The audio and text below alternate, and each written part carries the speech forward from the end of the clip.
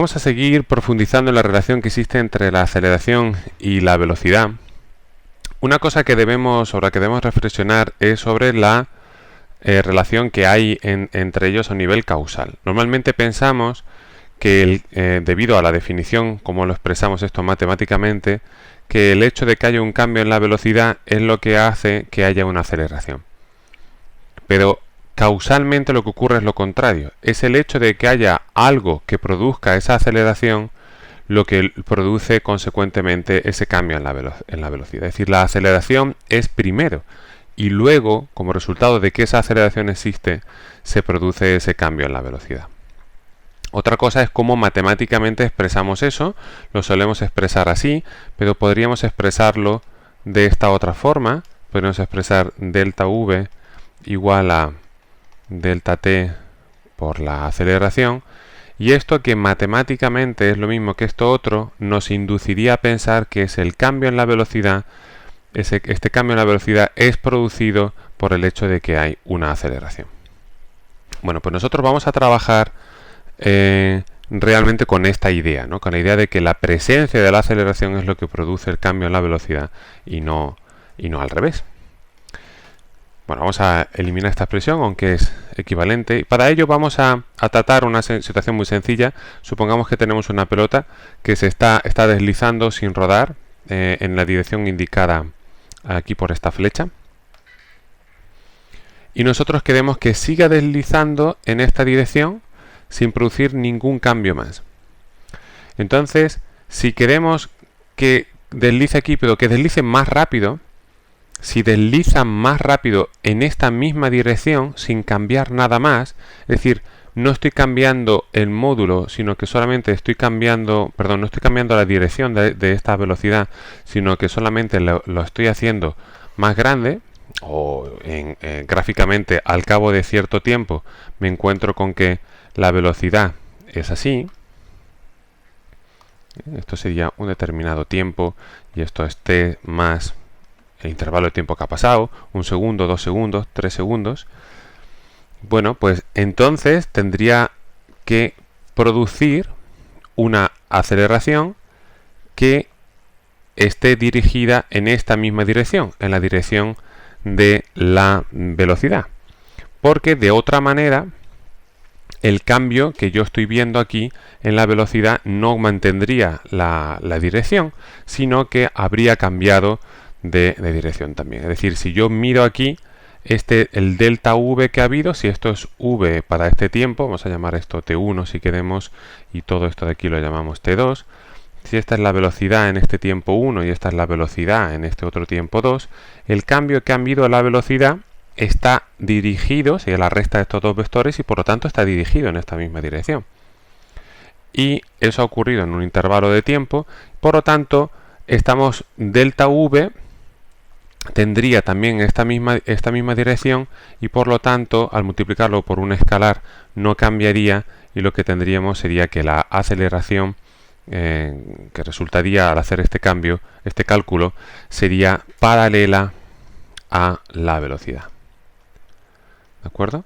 Si esta aceleración es paralela a la velocidad, no está cambiando la velocidad, es la que llamamos la aceleración tangencial. Y se llama tangencial porque, si recordamos, la velocidad era tangente a la trayectoria, y si no estoy cambiando la dirección de la velocidad, solamente cambio el módulo de la velocidad, entonces esa aceleración tiene que ser de nuevo tangente a la trayectoria. Es decir, el nombre de aceleración tangencial es así porque es tangente a la trayectoria, y es tangente a la trayectoria porque es paralela a la velocidad. Y tiene que ser paralela a la velocidad porque no está afectando a la dirección de la velocidad, solamente al módulo de la velocidad.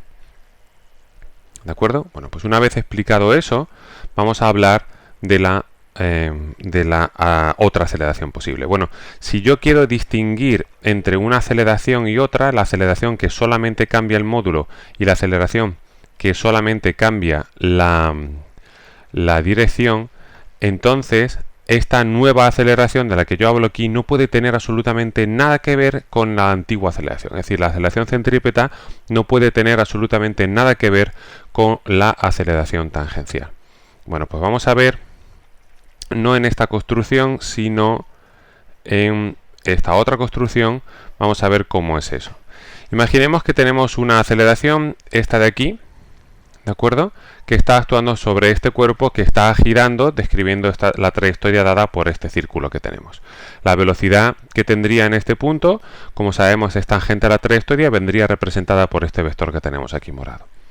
Esta aceleración se podría descomponer en dos componentes. Una aceleración que fuese paralela, que sería este vector pequeñito azul que tenemos ahí, que estaría, por lo tanto, en la dirección de la velocidad, sería tangente a la trayectoria y por lo tanto el resultado sería hacer más grande o más pequeño el resultado del vector que tenemos aquí, ¿vale?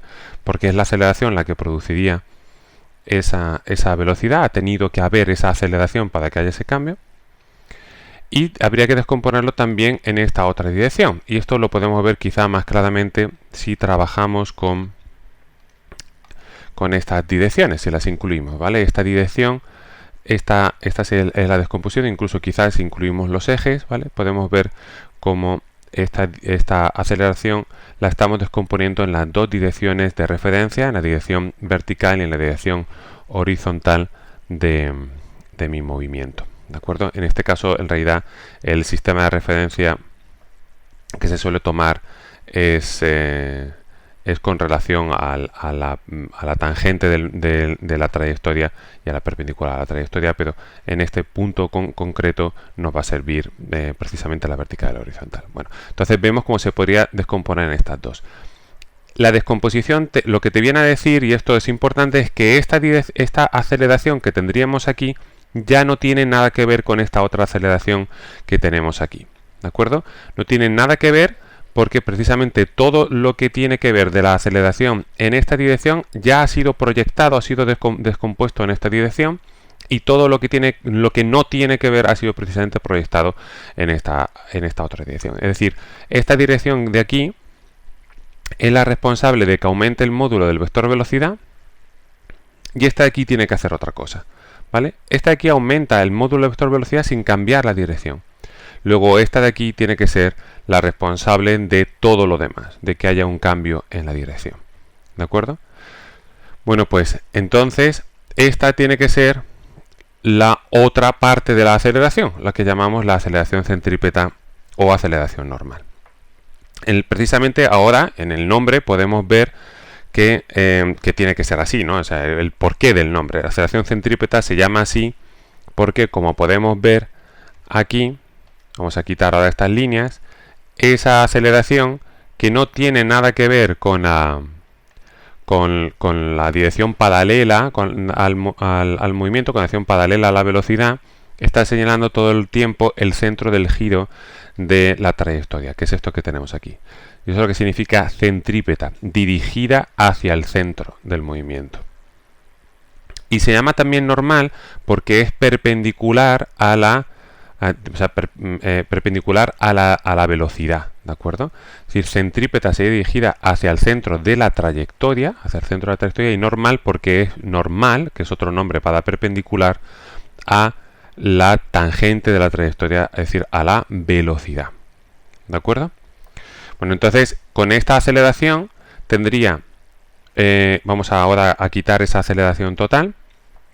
Estas serían las dos descomposiciones que tendría de la aceleración, y vemos cómo la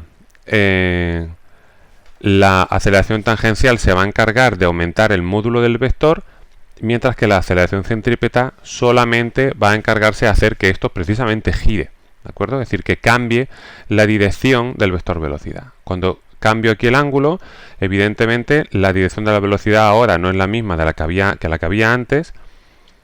Eso hace que también, eso es el resultado de la acción de esta aceleración, y también ha crecido ligeramente el módulo de la velocidad debido a la presencia de esta otra aceleración tangencial que hay. Si vamos aumentando el ángulo, vamos viendo que, claro, el aumentar el ángulo es el resultado de que haya más tiempo actuando esta aceleración. Entonces, esta aceleración de aquí está haciendo que esto vaya cada vez a más, y esta otra aceleración es solo responsable de que haya giro. Bueno, pues este sería el resultado. lo que tendríamos al cabo de un giro completo, o un poquito antes del giro completo para que se vea bien. Incluso ahí ya no se llega a ver la punta de la flecha, pero bueno, sería un vector que es muchísimo más grande, ¿vale? Es un vector que aquí quizá ahora pueda moverlo, sí. Y aquí tendríamos un vector que ahora sí se ve, es mucho más grande que el vector que teníamos originariamente, debido a la acción de esta aceleración tangencial que ha estado actuando todo el rato. Es decir, la aceleración centrípeta dirigida hacia el centro, por eso se llama así, ha sido la responsable del giro, y la aceleración tangencial la responsable de que esto vaya aumentando. ¿Qué ocurriría si tuviésemos solamente aceleración centrípeta, no tuviésemos aceleración tangencial? Bueno, pues ocurriría que tendríamos una velocidad que cambiaría de dirección, pero que no cambiaría de tamaño, ¿de acuerdo? Esta aceleración que hay aquí no está dirigida ni tiene ninguna parte, como le ocurría a esta otra, la aceleración total, no tiene ninguna parte de ella que actúe paralela a la velocidad, por lo tanto no puede hacer la velocidad ni más grande ni más chica en módulo, ¿no? Entonces lo que hace esa aceleración es producir un cambio, porque es una aceleración, entonces tiene que producir un cambio en la velocidad, pero el único cambio que produce en la velocidad es el cambio de dirección, que es lo que vemos aquí en este otro caso. ¿De acuerdo? Bueno, si la velocidad es más grande, pues evidentemente la aceleración tiene que ser más grande para conseguir producir ese cambio de dirección, ya que tiene más cantidad de velocidad, por así decirlo, que redirigir, que cambiar de dirección. Y si el radio es más chico, entonces tiene también que hacerlo más rápidamente, tiene que actuar más rápidamente. Por eso es normal que la aceleración centrípeta dependa de la velocidad, es decir, que aumente cuanto mayor sea la velocidad y que aumente cuanto más pequeño sea el radio, porque cuanto más grande es la velocidad, más cantidad de velocidad hay para redirigir, y cuando el radio es más chico, menos espacio y por lo tanto menos tiempo hay para hacer esa redirección. El porqué el cuadrado lo podéis ver en el análisis dimensional, en el vídeo sobre análisis dimensional que vimos. ¿De acuerdo? Bueno, pues esto con respecto al porqué de la aceleración tangencial y aceleración centrípeta, de esos nombres, ¿de acuerdo? Y el porqué de las fórmulas, por lo menos en el caso de la aceleración centrípeta. En el caso de la aceleración tangencial es simplemente el resultado de la definición, el cambio en el módulo de la velocidad, pues sencillamente así.